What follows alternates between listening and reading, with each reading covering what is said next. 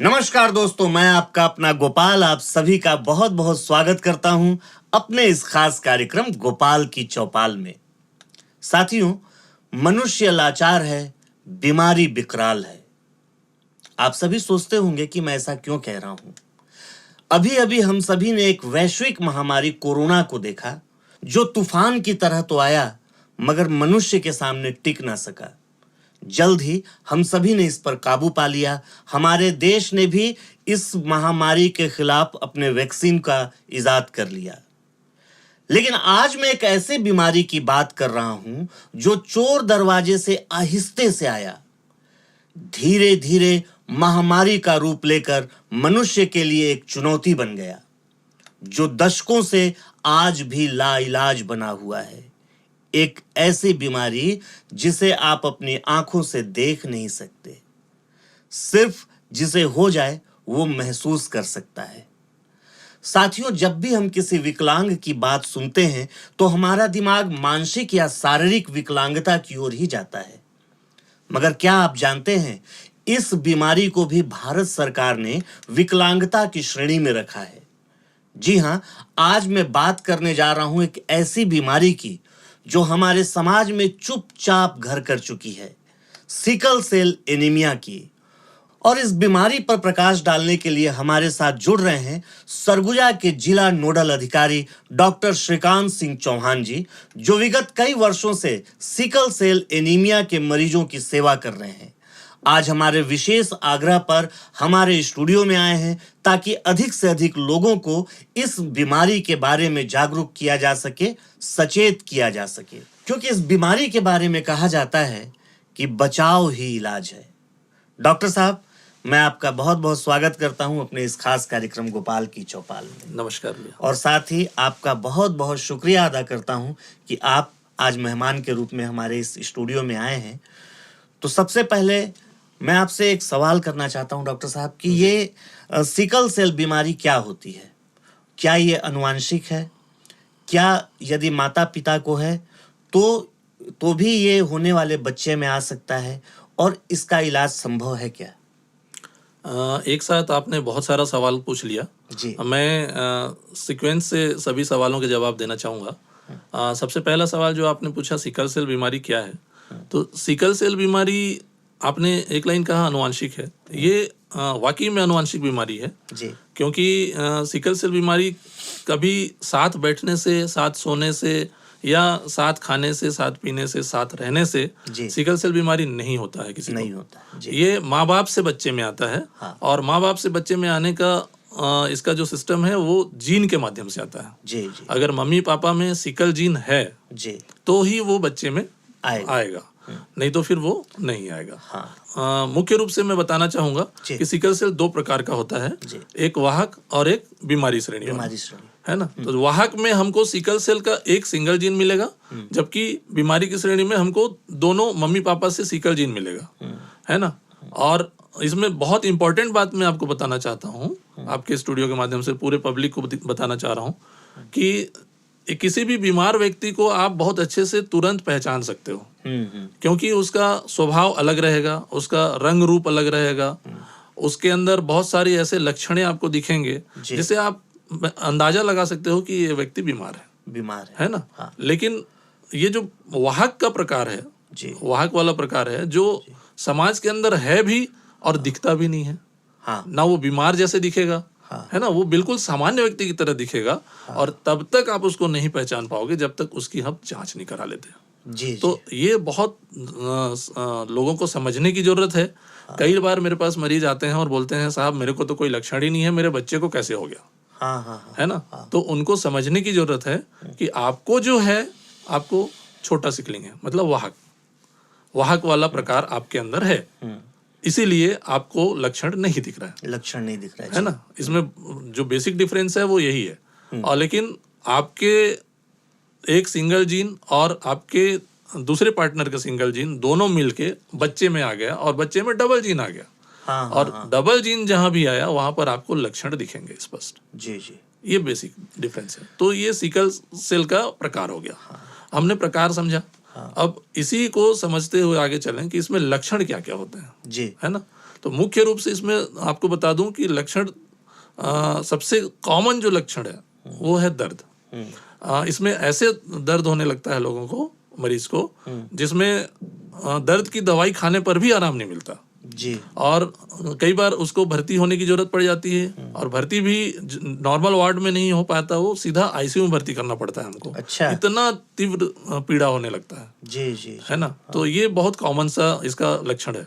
दूसरा लक्षण ये होता है कि कभी किसी मरीज में अगर बार बार हम जांच करा रहे हैं, सीबीसी करा रहे हैं, उसमें हीमोग्लोबिन 6 ग्राम 8 ग्राम 7 ग्राम अगर मिल रहा है, भले दूसरा कोई लक्षण नहीं है, लेकिन हीमोग्लोबिन अगर बार बार हमको इस तरह से कम मिल रहा है जी। तो निश्चित रूप से उसको एक बार सोचना चाहिए कि कहीं मुझे सिकल सेल की बीमारी तो नहीं।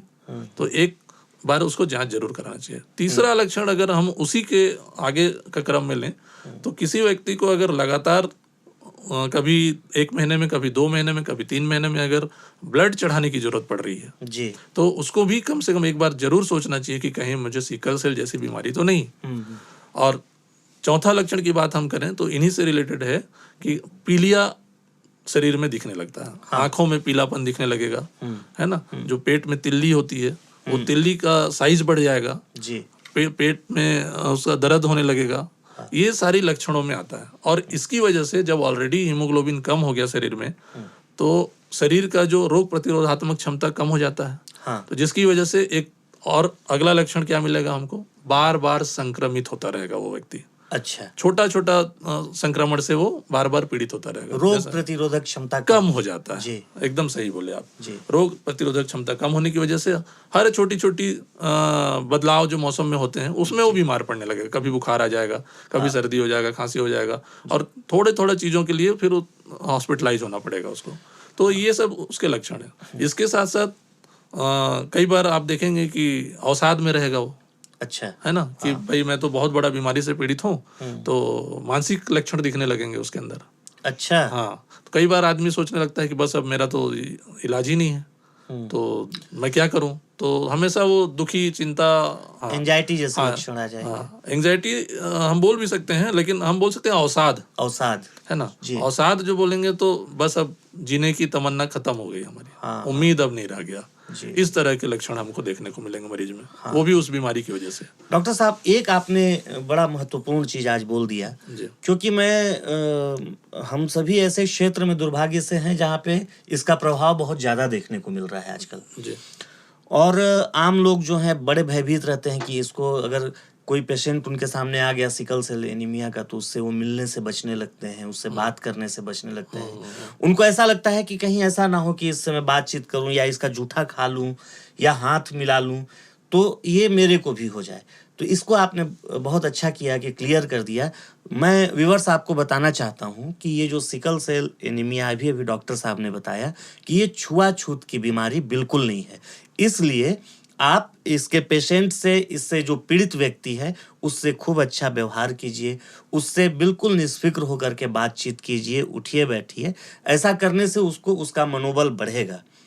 और दूसरी बात, डॉक्टर साहब ने ये भी बताया कि ये अनुवांशिक बीमारी है, माता पिता से आता है। तो मैं ये जानना चाहता हूँ डॉक्टर साहब कि कितने कितने दिन में हमको इसका जांच कराते रहना चाहिए? यदि हमको ऐसा लक्षण दिख रहा है कि हमारे शरीर में बहुत दर्द है, या जैसा आपने बताया कि खून बार बार कम हो जाना, 7 ग्राम 8 ग्राम हो जाना जी, तो या जल्दी जल्दी संक्रमित होना, ये भी आपने एक लक्षण बताया कि इस बीमारी में व्यक्ति का रोग प्रतिरोधक क्षमता बहुत कम हो जाता है और बार बार छोटे छोटे जलवायु परिवर्तन से वो संक्रमित हो जाता है। तो मैं ये जानना चाहूँगा कि जैसे एक बार मैंने जांच कराया और ऐसा कुछ नहीं आया, मैं सिकल सेल एनीमिया नहीं आया, लेकिन लक्षण मेरे में बार बार आ रहे हैं, तो मुझे कितने कितने दिन में इसका जांच कराते रहना चाहिए? वैसे तो सिकल सेल की जांच जो है वन टाइम टेस्ट होता है, जीवन में सिर्फ एक बार ही होना है जी। अगर आप एक बार अच्छे से आप जांच करा लें तो दोबारा कराने की जरूरत पड़ती नहीं है जनरली। अच्छा। लेकिन कई बार ऐसा होता है कि अगर आप तत्काल में ब्लड ट्रांसफ्यूजन कराए हैं, इसमें मिनिमम ड्यूरेशन 3 महीने का रहता है जी, कि अगर आपको सिकल सेल की जांच करानी है तो कम से कम ब्लड ट्रांसफ्यूजन का जो गैप है वो 3 महीने का होना जरूरी है जी। तभी आपके सिकलिंग की जांच सही आ सकती है जी। नहीं तो फिर वो संदेहप्रद होगा। अच्छा। हाँ, अगर आप पिछले एक सप्ताह पहले ही आपने अगर ब्लड ट्रांसफ्यूजन कराया है और आज आप मेरे पास आए और मैं आपको एडवाइस कर दिया कि जाके सिकलिंग जांच करा लो, तो कहीं ना कहीं वो डाउटफुल रिजल्ट हो सकते हैं। अच्छा। हाँ, तो इसलिए इसमें ये चाहिए कि 3 महीने के अंतराल में ही आपका ब्लड ट्रांसफ्यूजन अगर 3 महीना पहले हुआ हो तभी आप सिकलिंग का एक जांच कराइए। तो सिकलिंग की जांच 2 प्रकार से होता है जी। मुख्य रूप से अगर हम बात करें तो एक स्क्रीनिंग जांच बोलते हैं जिसको जी। तो स्क्रीनिंग जांच में हम बहुत सारे लोगों का एक साथ जब जांच करना रहता है तो स्क्रीनिंग जांच करते हैं और वहां पर हमको सिर्फ सिकल सेल जीन है या नहीं बस इतना पता चलता है। अच्छा। हाँ, वहां पर हमको कंफर्म नहीं पता चलता है कि इसमें वाहक वाला है या बीमारी वाला है। तो इसको जांच करने के लिए फिर हमको कन्फर्मेटरी टेस्ट की जरूरत पड़ती है और वो कन्फर्मेटरी टेस्ट आपको CHC लेवल में, कम्युनिटी हेल्थ सेंटर लेवल में या जिला अस्पताल लेवल में, मेडिकल कॉलेज लेवल में आपको हो जाएंगे, जिसको हम लोग HB इलेक्ट्रोफोरेसिस के नाम से जानते हैं या HPLC टेस्ट के नाम से जानते हैं या फिर आजकल एक और नया कार्ड सिस्टम आ गया है जी। जैसे प्रेगनेंसी जांच होता है ना जी। तो प्रेगनेंसी जांच करते हैं तो मुश्किल से 10 मिनट के अंदर रिपोर्ट हमको मिल जाता है। हाँ। वैसे ही एक कार्ड का निजात हुआ है जो तत्काल अगर सपोज मान लीजिए किसी का है और नहीं का पता चल गया, नहीं है तब तो फिर वो वहीं से नेगेटिव हो गया, लेकिन अगर पॉजिटिव हमको मिल गया तो उसका तुरंत में हम कन्फर्मेटरी विदिन 10 मिनट्स में हम कन्फर्मेटरी टेस्ट हम कर सकते हैं। हाँ। उसी कार्ड के माध्यम से, उसको POC टेस्ट बोलते हैं, POC point of care test जी। तो वो अभी एक नया निजात हुआ है जिसकी वजह से मरीजों को काफी लाभ हो रहा है और विदिन 10 मिनट्स में उनकी जांच कंप्लीट हो जा रही है जी। तो दर्शकों मैं आपको बताना चाहूंगा, डॉक्टर साहब ने बताया कि इसका जीवन में सिर्फ एक बार ही टेस्ट किया जाता है और अगर आप एक बार इसके निगेटिव आ गया तो आप निश्फिक्र हो सकते हैं, क्योंकि ये जेनेटिक बीमारी है। इसके जीन जो है वो माता और पिता से आते हैं। या तो यदि आपके पिता पॉजिटिव हैं या अगर आपकी मदर पॉजिटिव है या दोनों पॉजिटिव हैं तो थोड़ी शंका ज़्यादा हो जाती है कि आपको ये बीमारी हो सकती है। डॉक्टर साहब, आप अभी आपने बताया कि ये एक अनुवांशिक बीमारी है और इसका जो जीन है ये माता या पिता से आता है ना? बिल्कुल बिल्कुल। हाँ। लेकिन मैं आपसे ये जानना चाहता हूँ, जैसे एक एड्स बीमारी है, वो खून चढ़ाने से हो जाता है, सिरिंज के माध्यम से, इन्फेक्शन के माध्यम से हो जाता है। तो क्या ऐसा हो सकता है क्या कि कोई अगर सिकल सेल एनीमिया का पेशेंट है और गलती से उसका ब्लड किसी व्यक्ति को चढ़ा दिया जाए जो दूसरे कारण से उसके शरीर को ब्लड की आवश्यकता है और सिकल सेल एनीमिया के पेशेंट का उसको ब्लड चढ़ गया, तो क्या उसको हो सकता है? नहीं, ये बहुत अच्छा सवाल आप किए, क्योंकि सिकल सेल की बीमारी में जो लाल रक्त कणिका होता है, लाल रक्त कणिका टूटता है और अगर हम सामान्य प्रक्रिया की बात करें तो सामान्य प्रक्रिया में बनने और टूटने का जो दर होता है वो निश्चित होता है। हाँ, और लाल रक्त कणिका का जो जीवन काल होता है वो 120 दिन का होता है जी। तो बन भी उसी दर पे रहा है और टूट भी उसी दर पे रहा है, तो इसलिए वो मेंटेन रहता है सामान्य रूप से। लेकिन अब हम अगर सिकल सेल की बात करते हैं तो सिकल सेल में जनरली बनते तो उसी दर से है, मेंटेन रहता है, मतलब बनने का दर वही है लेकिन टूटने का दर ज्यादा है। तो लाल रक्त कणिका जब टूटने लगता है तो हीमोग्लोबिन की मात्रा भी कम होने लगती है साथ में और उसी के साथ साथ फिर हीमोग्लोबिन कम होता है और लक्षण दिखने लगते हैं। हाँ, अब मैं आपके सवाल पे आता हूँ कि आपका सवाल था कि यदि किसी व्यक्ति को सिकल सेल पीड़ित सपोज वाहक है और उसका ब्लड लेके किसी को चढ़ा दिया जाए, स्वस्थ व्यक्ति को चढ़ा दिया जाए, तो उसको सिकलिंग हो सकता है क्या? तो बिल्कुल नहीं होगा, क्योंकि वो जो ब्लड आया है वो टेम्पररी है। हाँ, जो उसके बॉडी से बन रहा है उस ब्लड में सिकल जीन नहीं है। अच्छा। लेकिन वो आपने अलग से लाया है जी। वो जब तक उसका ड्यूरेशन है, जब तक उसका जीवन काल है तब तक वो रहेगा, उसके बाद में वो खत्म हो जाएगा अपने आप। तो उसका शरीर में कोई ऐसा प्रभाव नहीं आएगा। बिल्कुल। डॉक्टर साहब, अक्सर ये देखा गया है कि जो वनवासी क्षेत्र हैं इस क्षेत्र से हमें अधिक मरीज देखने को मिल रहे हैं इन दिनों सिकल सेल एनीमिया के। तो क्या ऐसा मान सकते हैं कि इसका कुपोषण से भी कोई लेना देना है या पहाड़ी क्षेत्र में कुछ ऐसा है जिसके वजह से ये फैल रहा है?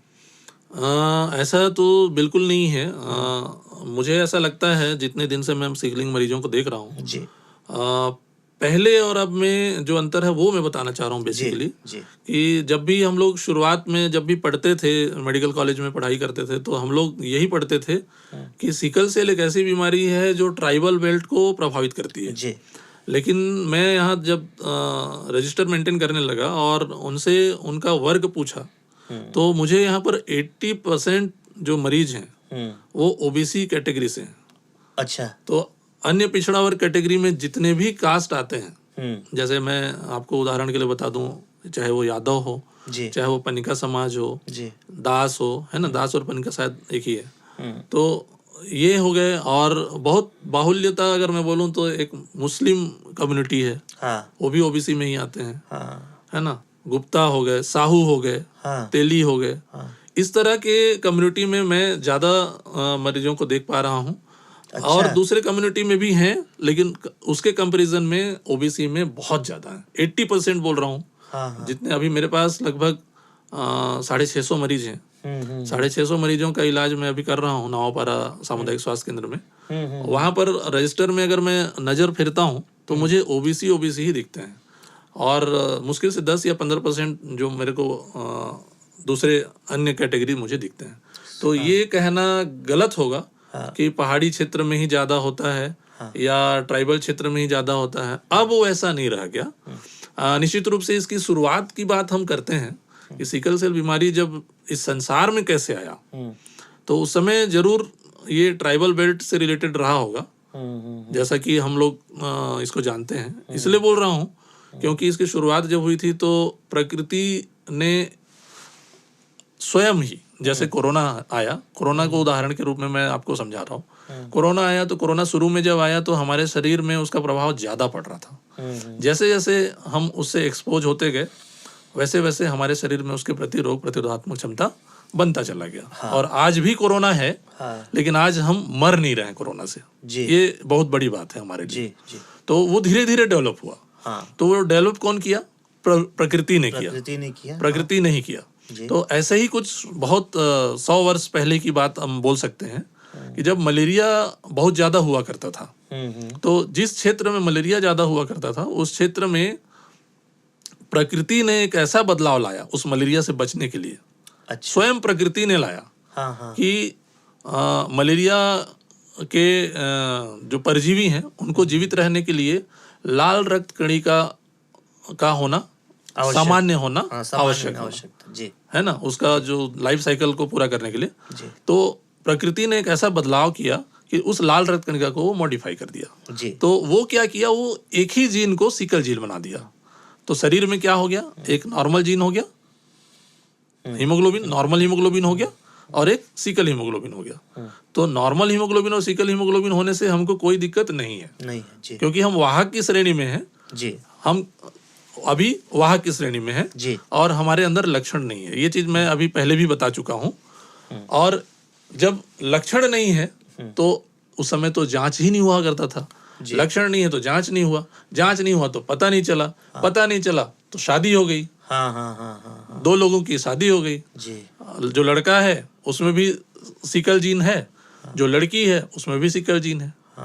लेकिन ये इसकी शुरुआत कैसे हुई? प्रकृति ने की मलेरिया से बचाव के लिए वो एक म्यूटेशन लाया, शरीर में बदलाव लाया कि अपने आप लोग उससे बचते रहें। लेकिन उसी का क्या हो गया, एक दुरुपयोग हो गया। क्यों? क्योंकि हमको पता नहीं था उस समय में। तो जब आपस में शादी करने लगे और एक जब नई बीमारी का निजात हुआ, तो जब जांच किए तब पता चला रिसर्च में कि ये तो सिकल सेल नाम की बीमारी है और जेनेटिक है, मम्मी से भी आया और पापा से भी आया, तब जाके बच्चे को हुआ। तो ऐसा करके इसकी शुरुआत हुई। तो मैं ऐसे ही एक बात मेरे मन में आ रही है कि इस बीमारी से बचाव के लिए ऐसा भी कहा जा सकता है क्या कि विवाह पूर्व इसका जांच हमें जरूर करा लेना चाहिए? बहुत जरूरी है, बहुत जरूरी है। इसीलिए तो जन जागरूकता जरूरी है। अगर आज हम सिकल सेल बीमारी से लड़ रहे हैं या इसको हम अभी दूर नहीं कर पा रहे हैं तो सिर्फ और सिर्फ जन जागरूकता की अभाव में। हाँ, अगर पब्लिक आपके इस स्टूडियो और चैनल के माध्यम से अगर अवेयर हो जाए, अगर हम लोग 50% पब्लिक को भी, सरगुजा के पब्लिक को भी अगर हम अवेयर कर देते हैं तो मैं मानूंगा कि हमारा प्रयास सफल रहा। क्योंकि इसका सिर्फ और सिर्फ एक ही उपाय है, जन जागरूकता। क्योंकि जो बीमार हो गए उनका तो इलाज हम करेंगे ही, लेकिन हमारा प्रयास ये होना चाहिए कि आने वाली पीढ़ी में बीमारी ना जाए। अच्छा डॉक्टर साहब, अभी जैसा कि आपने बीमारी के लक्षण के बारे में बताया कि शरीर में खून का 7 से 8 ग्राम बना रहना, फिर असहनीय पीड़ा होना, रोग प्रतिरोधक क्षमता का कम हो जाना, है ना, और आंखों में पीलापन रहना, ये सब लक्षण आपने बताया। बड़े लोग तो इसको समझ जाएंगे कार्यक्रम को देख के, लेकिन गार्जियन कैसे समझे कि उनके नवजात शिशु को ये बीमारी हो सकती है और उसको डॉक्टर के पास जाना चाहिए? इसमें सबसे ज़्यादा जरूरी बात यह है कि जब बच्चे को दर्द होगा, छोटा बच्चा है, तो दर्द होने की वजह से वो दर्द बर्दाश्त नहीं करेगा और खूब तेज रोएगा, और रोएगा तो ऐसा रोएगा कि गार्जियन को समझ में नहीं आएगा कि भाई क्या हो रहा है, और उसके हाथों में यहाँ पर जॉइंट्स में सूजन मिलेगा, है ना, स्वेलिंग्स रहेंगे इसमें। तो वो जब भी किसी डॉक्टर के पास जाएगा तो डॉक्टर को अगर थोड़ा सा भी उसमें शंका होता है तो वो अपना रूटीन चेकअप करता है, और रूटीन टेस्ट में हीमोग्लोबिन देखेगा, हीमोग्लोबिन लेवल कम मिला तो निश्चित रूप से एक बार उसको भी सोचना चाहिए कि कहीं सिकल तो नहीं है। और जब हम सिकल जांच हम कराएंगे तो उसमें यदि सिकल जीन रहा तो 100% उसमें निकल के आएगा, और इस तरह से बच्चे में भी हम पकड़ सकते हैं सिकलिंग की बीमारी को। डॉक्टर साहब, सिकल सेल एनीमिया को लेकर के एक और भ्रांति समाज में फैली हुई है कि ये लाइलाज बीमारी है जी। तो इस विषय में आपका क्या कहना है? ये कुछ हद तक सही है। ये लाइलाज बीमारी है इसलिए क्योंकि इसका जो इलाज है, एक बोलते हैं हम लोग कि ये एक बार इलाज कराएं तो दोबारा हमको उसका प्रभाव दिखे ही ना, लेकिन सिकल सेल में ऐसा नहीं है। सिकल सेल चूंकि एक जेनेटिक बीमारी है और जीन की बीमारी है, तो एक तो जीन थेरेपी जो अभी अंडर ट्रायल है उसमें काम हो रहा है, अगर वो सक्सेस हो जाता है तो पूरी तरह से सिकल सेल की बीमारी से निजात मिल जाएगा। जी। एक दूसरा है जो अभी कुछ हद तक कारगर है, जिसको हम लोग बोन मैरो ट्रांसप्लांट बोलते हैं जी, लेकिन वो बहुत जटिल इलाज है जी। उसमें डोनर भी हमको स्वस्थ चाहिए रहता है। हाँ। और उसकी जो ट्रांसप्लांट प्रक्रिया है वो काफ़ी जटिल है, जो कि आम पब्लिक का पहुंच पाना और आम पब्लिक के लिए उस इलाज को सजेस्ट करना हमारे लिए भी बड़ा तकलीफ दे होता है। लेकिन अगर हम पूरी तरह से इलाज लेना चाहें तो अभी फ़िलहाल बोन मैरो ट्रांसप्लांट ही एक उपाय है जिससे हम सिकल सेल मरीज का पूरी तरह से इलाज कर सकते हैं। लेकिन मैं आपको एक चीज़ बताना चाहता हूँ कि गवर्नमेंट ऑफ इंडिया के पास में एक ऐसा दवाई है जिसको आप सिर्फ खाते रहिए, उसको लेते रहिए, उसका नाम है हाइड्रोक्सीरिया। हाइड्रोक्सीरिया नाम का जो कैप्सूल है उसको अगर आप नियम से खा रहे हैं, नियम क्या है वो डॉक्टर बताते हैं। जैसे मेरे पास जो मरीज आते हैं उनको मैं नियम बताता हूँ, और उसी नियम से जो अगर मरीज उस दवाई को खा रहा है तो बिल्कुल वो सामान्य जीवन जिएगा। मतलब अच्छा। वो हाँ, वहाँ पर आपको जो लक्षण की बात कर रहे हैं वो लक्षण पूरा सबसाइड हो जाता है। ना उसको हीमोग्लोबिन कम होगा, कम भी होगा तो 8 तक आएगा, 9 तक आएगा, उससे नीचे नहीं जाएगा। अच्छा, है ना, रेयर एंड रेयरेस्ट। लेकिन उस दवाई से उसको इतना फायदा होगा कि उसका दर्द भी कम हो जाएगा। बिल्कुल कभी कभार अगर दर्द हुआ तो हुआ, नहीं तो बिल्कुल दर्द नहीं होगा। अगर खून चढ़ाने की जरूरत पड़ रही है मरीज को बीच बीच में तो वो भी बिल्कुल कम हो जाएगा। जैसे मेरे पास कई मरीज ऐसे हैं जिनको हर 3 महीने में, हर 2 महीने में ब्लड चढ़ाने की जरूरत पड़ रही थी। अब जब से मैं उनका इलाज किया हूँ तब से अभी लगभग 3 साल हो गए ट्रीटमेंट लेते हुए, अभी तक उनको एक बार भी ब्लड ट्रांसफ्यूजन की जरूरत नहीं पड़ी है। तो ये एक बहुत बड़ा चमत्कार है, और ये दवाई जब तक हमारे साथ है, हमारे बीच में है जी, हम लोगों को बिल्कुल नहीं सोचना चाहिए कि इसका इलाज नहीं है। इसका इलाज है, और पूरी तरह से खत्म करने वाला इलाज नहीं बोलूंगा मैं जी। लेकिन इलाज का मतलब ये होता है कि आप स्वस्थ रहें। हाँ, हाँ। आप स्वस्थ रहें, तो मरीज को स्वस्थ रखने के लिए ये दवाई बहुत कारगर है। तो मैं चाहूँगा कि सभी लोग जो बीमार की श्रेणी में है वो नियम से ये दवाई का सेवन करें, और इस दवाई को सेवन करने की सिर्फ एक ही विधि है।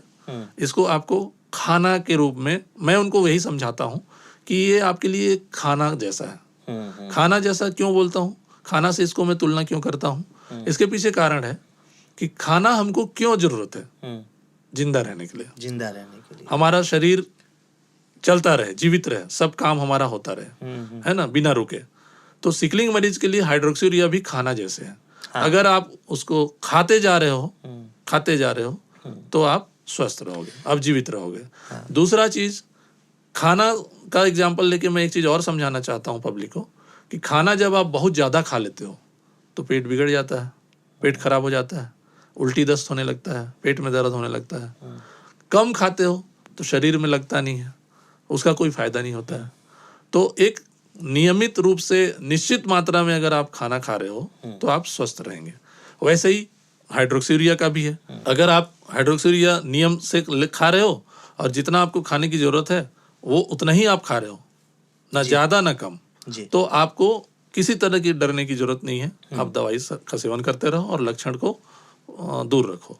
हाँ, अगर आप बिना संयमित रूप से उसको खाए, आपने ज्यादा खा लिया या कम खा लिया तो उसका प्रभाव नहीं दिखेगा, आपने ज्यादा खा लिया तो उसका दुष्प्रभाव दिखेगा, है ना।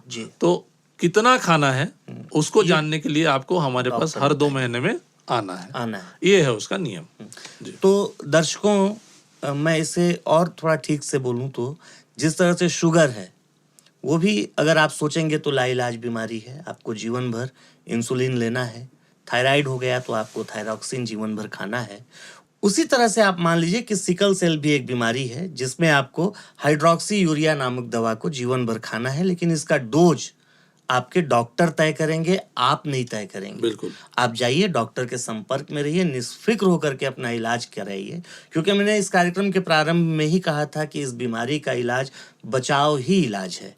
तो ये एक खुशी की बात है कि अब ऐसा कुछ भी नहीं है कि अगर ये बीमारी हो गई है आपको तो आप पैनिक होने की आवश्यकता नहीं है, डॉक्टर से मिलने की आवश्यकता है। डॉक्टर साहब, आपने बहुत अच्छी जानकारी दी कि मुझे ऐसा लगता है कि काफ़ी लोग जो बहुत पैनिक होंगे इस बीमारी को लेके, आपके बात को सुन करके उनको बहुत राहत मिला होगा। जी। इसके साथ ही अगर हमको सिकल सेल एनीमिया हो गया तो हमारा जीवन शैली, खान पान कैसा होना चाहिए? देखिए, मैं बहुत ज़्यादा परहेज की बात नहीं करता हूँ, क्योंकि अगर आप परहेज करा के किसी का जीवन आगे बढ़ा रहे हैं तो कितना दिन तक सामने वाला कोऑपरेट करेगा ये हम नहीं कह सकते। और सिकल सेल जैसी बीमारी में बहुत ज़्यादा परहेज की जरूरत नहीं है। सावधानी की बात करें तो सावधानी में सिर्फ आपको इतना सावधानी रखना है कि शरीर से किसी भी तरह से ऑक्सीजन की कमी ना हो। शरीर में किसी भी तरह से ऑक्सीजन की कमी ना हो। तो ऑक्सीजन की कमी होने के पीछे क्या क्या कारण हो सकता है? एक तो हाई एल्टीट्यूड में अगर आप जा रहे हो तो ऑक्सीजन की कमी हो सकती है। आप बहुत तेज दौड़ रहे हो, अगर एथलीट्स में भाग ले रहे हो, सिकलिंग के मरीज हो और आप एथलीट्स में भाग ले रहे हो, तो आपको कहीं पर ऑक्सीजन की कमी महसूस हो सकती है। दूसरा, अगर आपके शरीर से बहुत ज्यादा पानी निकल रहा हो या पसीना के माध्यम से या किसी और माध्यम से, तो कहीं ना कहीं पानी में भी ऑक्सीजन रहता है। अगर पानी निकल गया तो ऑक्सीजन की कमी होने की संभावना है। वैसे ही अगर खून टूटने का दर बहुत ज्यादा है और सपोज हम दवाई भी दे रहे हैं फिर भी नहीं आराम मिल रहा है, तो आपको कहीं ना कहीं फिर ब्लड की भी जरूरत पड़ेगी, क्योंकि उसी ब्लड के माध्यम से हमको ऑक्सीजन मिलेगा। इसके पीछे एक लॉजिक है। जो दर्द की बात हम कर रहे हैं या और भी दूसरे लक्षणों की बात कर रहे हैं, उसमें ऑक्सीजन का बहुत बड़ा रोल है। तो जैसे लाल रक्त कणिका टूटता है तो हीमोग्लोबिन की मात्रा कम होने लगता है, और हीमोग्लोबिन की मात्रा कम होने लगता है तो हीमोग्लोबिन में ही एक ऑक्सीजन को एक जगह से दूसरे जगह ले जाने की क्षमता होती है। अगर हीमोग्लोबिन की मात्रा ही कम हो गया तो ऑक्सीजन का भी लेवल कम हो गया शरीर में, और जैसे ही ऑक्सीजन का लेवल कम हुआ तो जो टूटने वाले लाल रक्त कणिका हैं वो लोग आपस में चिपकने लगते हैं। अच्छा। और चिपकने लगते हैं तो जिस रक्त वाहिनी में वो बह रहे हैं उसमें वो जाम होने लगते हैं। अच्छा। जैसे एक नली है, नली में कचरा फंसता चला गया तो खून का जो बहाव है वो रुक जाएगा, ब्लॉकेज आ जाएगा। तो जिस जगह पे खून का बहाव जिस जगह से रुका वहां से दर्द चालू। आप महसूस किए होंगे हार्ट अटैक में भी यही प्रक्रिया होता है। उसमें भी अचानक खून का बहाव हृदय में रुक जाता है और वो इतना तीव्र होता है कि आदमी की जान चली जाती है। जी। तो डॉक्टर साहब, मैं ये भी जानना चाह रहा था, क्या ये जो हाइड्रोक्सी यूरिया दवा है ये गर्भवती महिलाओं के लिए सेफ है, और उनको अपने शिशु के बचाव के लिए और अपने स्वयं के बचाव के लिए गर्भावस्था के दौरान क्या क्या सावधानियां रखनी चाहिए? ये बहुत अच्छा सवाल किया अभी आपने। इसमें हम लोग का डिस्कशन में ये पार्ट बहुत जरूरी है बताना जी कि कोई भी अगर महिला प्रेग्नेंट है जी तो वर्तमान में शासन के निर्देश के अनुसार प्रेगनेंसी जांच जिसको बोलते हैं रूटीन जांच, उसमें सिकल सेल का जांच जरूरी है। जैसे हम हीमोग्लोबिन की जांच करते हैं, जैसे हम शुगर की जांच करते हैं, वैसे ही सिकल सेल भी रूटीन टेस्ट में बनाया गया है जी। मतलब वो होगा ही होगा बाय डिफॉल्ट। जैसे ही पता चला कि कोई प्रेग्नेंट महिला को सिकल सेल की बीमारी चिन्हांकित हो गई है जी या पाया गया जी तो उसका तत्काल कन्फर्मेटरी जांच कराना जरूरी है। जी कन्फर्मेटरी जांच कराए तो फिर उसमें पता चला कि उसको या तो वाहक वाला बीमारी है, वाहक वाला श्रेणी में है वो, या फिर बीमारी वाला श्रेणी में है जी महिला। जी तो वो चाहे किसी भी श्रेणी में हो, जी प्रेग्नेंट महिला की जब भी सिकलिंग टेस्ट पॉजिटिव आती है तो सबसे पहला चीज हमको स्टेप लेने की जरूरत है, उसके पति का जांच जरूरी है। अच्छा। क्योंकि हम जान रहे हैं कि सिकल सेल का जो ट्रांसफर होता है वो जेनेटिक होता है, जेनेटिकली होता है, जीन के माध्यम से होता है। तो अब जब हम जान गए हैं कि माँ में सिकल आ गया, तो अब हमको जानने की जरूरत है कि पिता में भी कहीं सिकल तो नहीं है। अगर पिता में भी सिकल है तो क्या परसेंटेज होगा कि बच्चे में सिकल बीमारी वाला आएगा या वाहक वाला आएगा। जी। तो इसकी पुष्टि हमको उसी समय करनी होती है। अच्छा। तो ये एक महत्वपूर्ण जानकारी मैं पब्लिक को देना चाहूँगा, श्रोताओं को, दर्शकों को देना चाहूँगा कि कभी भी कोई प्रेग्नेंट महिला कभी भी अगर सिकलिंग पॉजिटिव आती है तो आपको बिना देरी किए उसके पति का जांच जरूरी होता है, और दोनों का रिपोर्ट एक साथ लेके आप डॉक्टर के पास आइए, तब डॉक्टर को पूरी तरह से समझ में आएगा कि इसके आगे क्या स्टेप लेने की जरूरत है। जी। और दूसरा सवाल जो आपका था कि क्या हाइड्रोक्सीरिया प्रेग्नेंट महिला में सेफ है कि नहीं, तो वर्तमान में हम लोग हाइड्रोक्सीरिया प्रेग्नेंट महिलाओं को नहीं देते हैं। तब तक नहीं देते हैं जब तक उनकी डिलीवरी ना हो जाए। डिलीवरी होने के बाद लगभग 1 महीना तक, जब तक वो बच्चे को फीडिंग करा रही है ना, तब तक हम उस हाइड्रोक्सीरिया को देने से बचते हैं। और उसके बाद हम शुरू करते हैं तो पहला दूध जो माता का बच्चे के लिए निकलता है उसको हम डिस्कार्ड करके दूसरा दूध को फिर बच्चे को अलाउ करते हैं हाइड्रोक्सीरिया शुरू करके।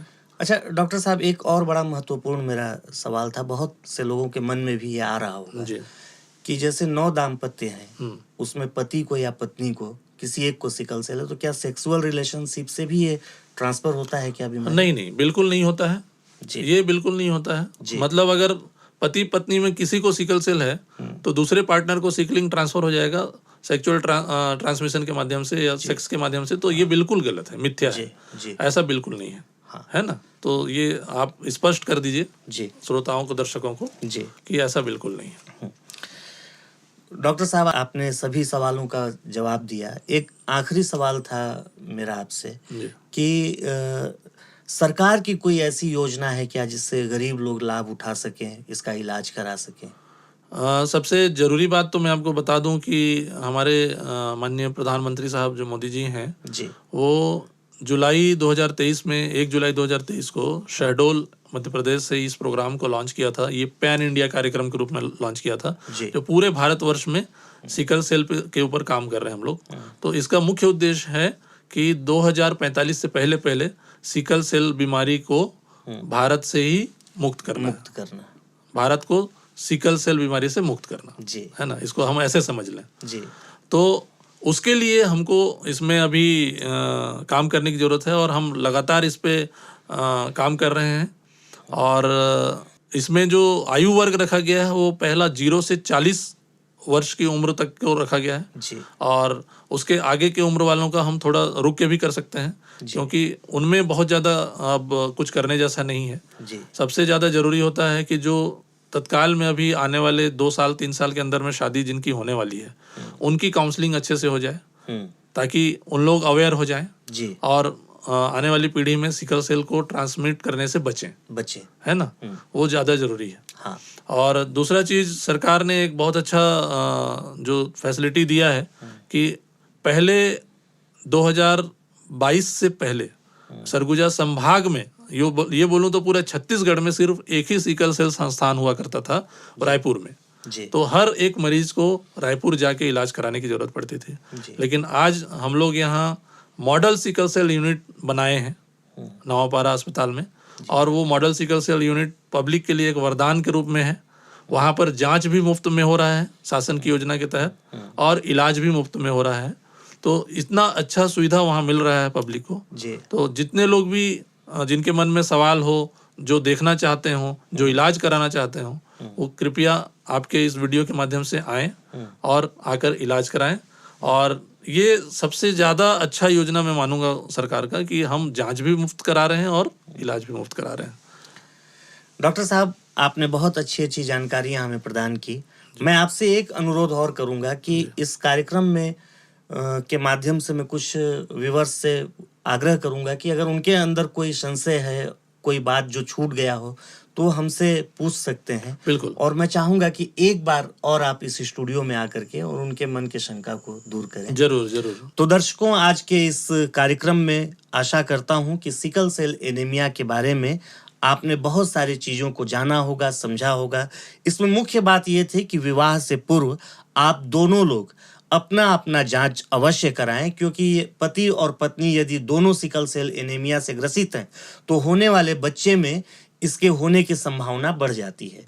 दूसरा, यदि आप बार बार खून का जांच करा रहे हैं और आपके शरीर में बार बार 7 या 8 ग्राम ही ब्लड आ रहा हो, तो भी आप सिकल सेल एनीमिया से ग्रसित हो सकते हैं। शरीर में तेज दर्द होना, गांठों में दर्द होना, ये भी सिकल सेल एनीमिया का लक्षण है और इसका इलाज संभव है।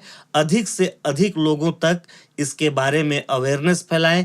किसी को पैनिक होने की आवश्यकता नहीं है, क्योंकि आने वाले समय में हमें आशा है कि ये पूर्ण रूप से क्योर होने वाली बीमारी हो जाएगी और अभी भी इसका इलाज संभव है। और ये सारी जानकारी देने के लिए डॉक्टर श्रीकांत जी, आपका मैं बहुत बहुत शुक्रिया अदा करता हूँ कि आप गोपाल की चौपाल में आए। धन्यवाद। नमस्कार। गोपाल की चौपाल।